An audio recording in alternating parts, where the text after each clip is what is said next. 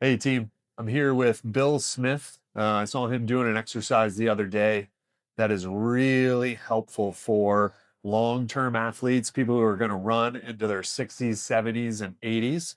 And I saw Bill doing it.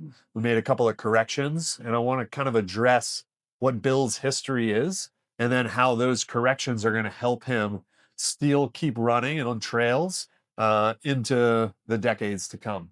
Great. So, Bill, tell me a little bit about your history. Help me understand where you've been. Sure. Well, again, I'm 72 will be 72 in August. And as a athlete growing up in Indiana, I played basketball, football, baseball, Awesome. and it was great. And Yeah. then got married and Now, pretty when much you were playing those sports, was it weightlifting as well, or was it it just a was sport it was focus? mostly sport focused. At Yeah, that yeah, time in Indiana, playing basketball, you did not yeah, lift weights. That yeah, was yeah. the thing. Just So Larry Bird. Larry Bird, Yeah. exactly. So I then moved to Florida and pretty much stopped exercise. Uh-huh. And I was 26, 24 years old. And there was a gentleman that would run by my house every morning. I'd go out and get the paper, and he'd be all joyful and happy. And then one time I saw him later and talked to him, and he was in his 60s, had 3 cardiac arrests or something. And he gave me the book from Kenneth Cooper called Aerobics. And I Mm. started reading that, and I weighed about 210.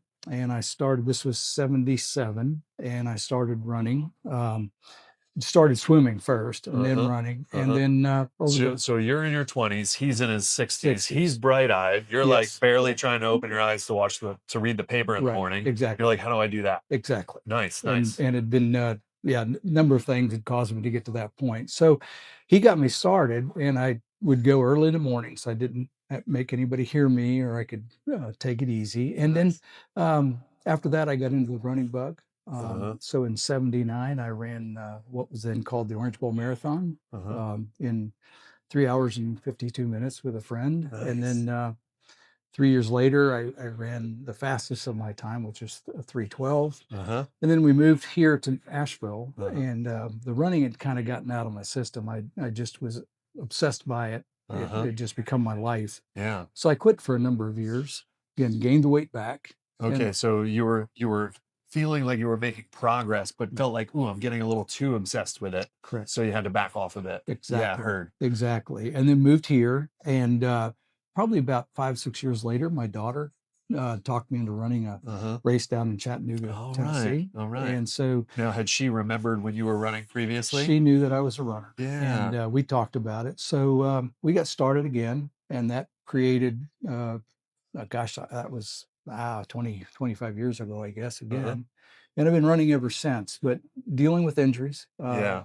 I've had calf issues quite a bit. That's probably my nemesis is my calves. Uh-huh. But that's all I would do is run. Uh-huh. Then ended up running another 7 marathons after that, Wow, yeah. including Boston, Uh-huh. which I was very proud of in 2015. Right. Um, yeah, and then so over the years, just trying to get back into running and would be successful, and then an injury would come, Uh-huh. and then I fell, had a couple of issues. I had a heart ablation uh, defibrillator put in. Uh-huh. At that time, I kind of got out of it again. Yeah. COVID hit, and then I went back to running, still struggling with the hips and what have you. Went to a physical therapist. He suggested going to a gym. So Nice. Good for them. yeah, and went to Built More Fitness, but I didn't know what to do. Uh-huh. I knew back in the day you did certain lifts and what have you, Uh-huh. Uh-huh. but I was looking for some guidance, and happened to walk over and picked up Jordan's card off of the this display over there. Yep, yep. Called him, had a great interview, and started. I forget the first day. He said, "What are we going to do?" And I thought we'd surely go lift weights. And he Uh-huh. said, "I just want to see you get up off the floor." Uh-huh. And it was probably one of the hardest things I had done for a Wow, while. wow. And then he said, "Let's see how many you can do in 10 minutes." And so Uh-huh. we did, and that's what started. And then we came over here one day, and just the whole concept of doing different things and not just lifting weights or Right. running has helped a great deal. I mean, my Yeah. flexibility has gotten up. I can get up off the floor much easier than I could.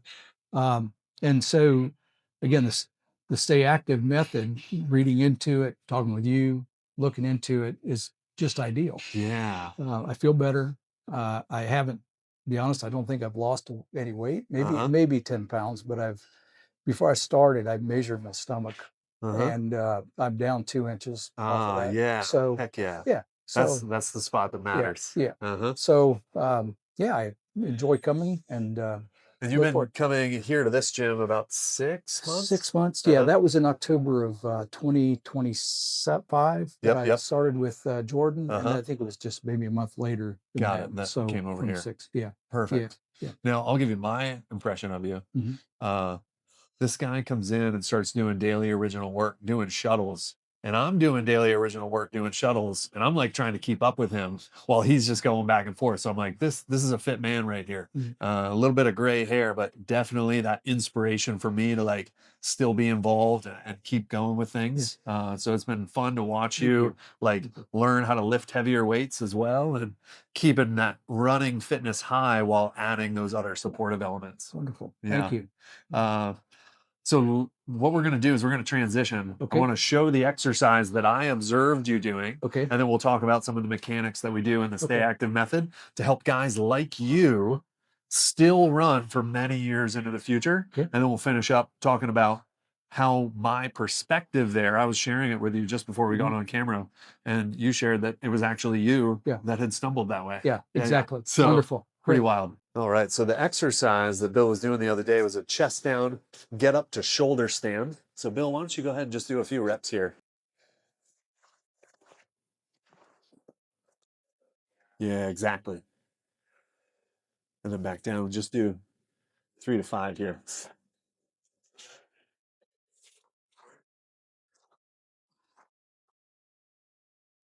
And so the idea behind the exercise is you're laying face down, your chest is touching the ground. Then you get over into what's called a shoulder stand. So you roll over onto your back. Your feet and hips go up so that nothing is on the ground except your shoulders. So not the middle back, not the hips. Now, this is a progression for people that can eventually do a headstand and eventually do a handstand. And to scale it back from there would just be the first portion where you're just raising the legs up, but the hips are still on the ground. So Bill was doing this more advanced version of a shoulder stand. Let's do one more, Bill. Now, it was part of steady work that he was doing. And go ahead, go back to the face down there.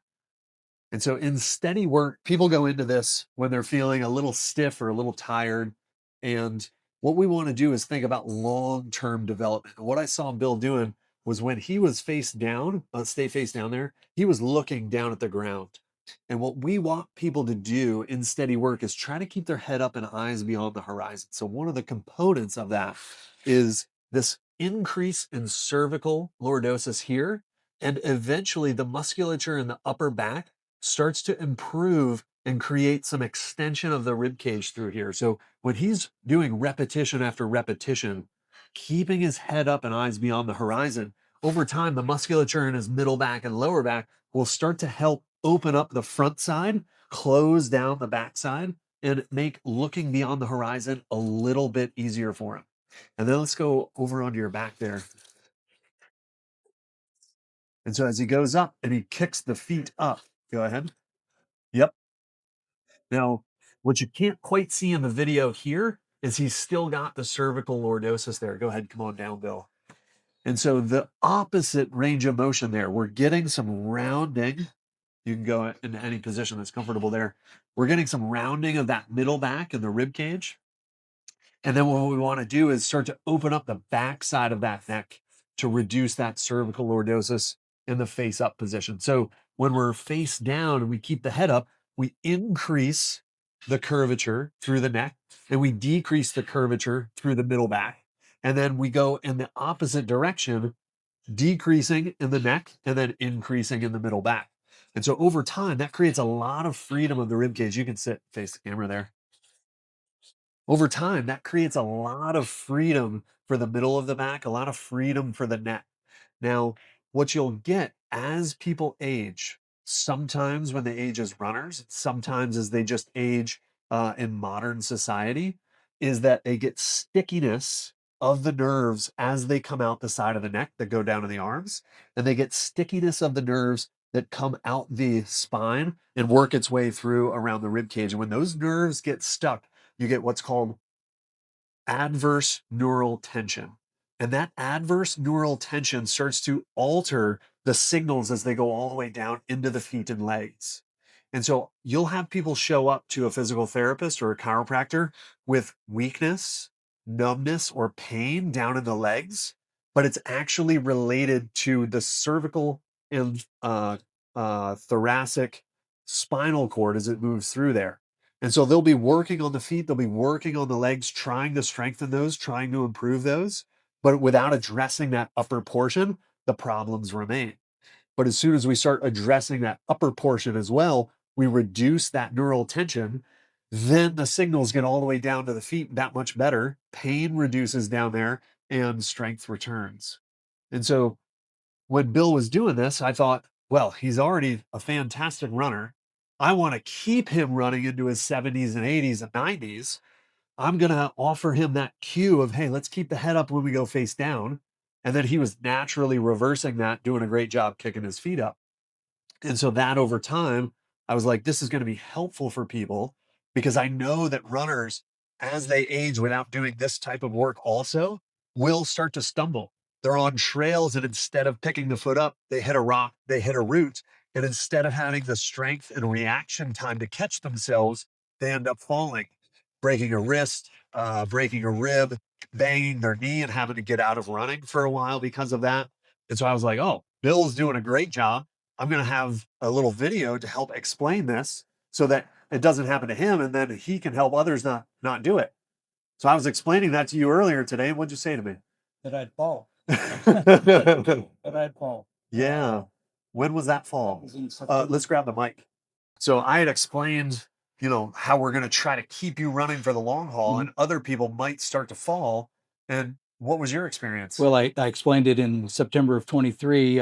Did exactly that. I was running out at Bent Creek and running with my daughter and clipped my toe on a rock and fell very hard, blacked out, and experienced finding out a few months later that I'd suffered 2 brain bleeds. Gosh, yeah. So they took care of that and now back out running. Yeah, heck Yeah. yeah.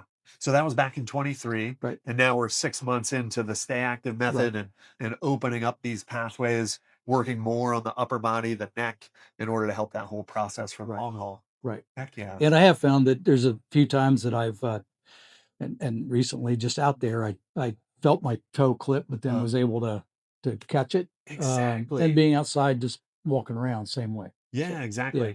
And that's exactly the process that should occur. Mhm. Is you're walking along and you happen to clip something that you don't see and your body feels it, reacts accordingly, and is strong and quick enough to catch yourself. Right. And when your upper back posture is free and healthy and you've been challenging yourself in many different ways, that happens easily. When you start to get hyper focused on one particular activity, you don't have the strength, excuse me, we end up not having the strength and reflexes to catch ourselves in different ways. And so if something doesn't go perfectly, boom, we end up crashing like you did back in 23, but now you're catching yourself. Exactly. That's really awesome, Yeah. Bill. Good. So what was that gentleman's name? The 60-year-old who gave you the book Aerobics. I You think remember? his name was Jim. Jim. Yeah. So And Jim inspired you when you were in your 20s. yes. And And now you're going to inspire other people who are in their 20s. hope to do so. Hell yeah, Yeah. brother. Yeah. Absolutely. It's Any- good. It's anything good. else? No. I think I just appreciate starting with Jordan back in October, and he's done a great job of bringing me to where I am today. Hell yeah. Yeah. Cheers, Jordan. Yes. All right, Bill. Thank you. Thank you.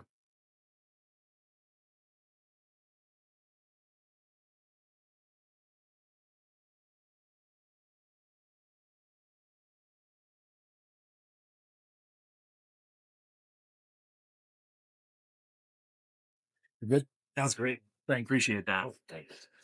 Get yourself an extra glass of water and some salt with it.